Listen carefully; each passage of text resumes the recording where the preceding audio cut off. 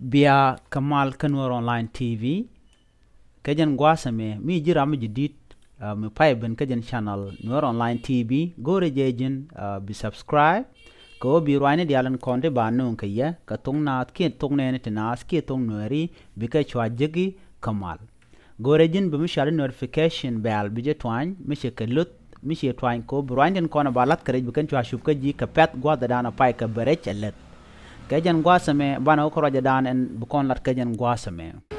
biya kamal kanur online tv kajan gwasaman biya link telepu tamas kenta mane content ray which ka Sudan ke Khartoum ka ko dana shi kona ngajo tere which ko kor shaje kapchong pan ka tanang jo korodien kaneden konti jere which kanede kon la diplomat kanede kon bo winde ko ken ne kon ko ken tin konti nga reje mi tala piu to kulaben ka goda konti ka tin ko ngayeno to te ka kubre ne ti chati ka mate dit na mo kel me jang nas ko to de rector to de tin ko de kwandal tel bo ka de bodar de tin barne ka network bo ngoda bo chelet longa ka do not need a contact access can network here in contact network can call right on go the message and the jaga jawa ko mite ko gas me de ko loka ja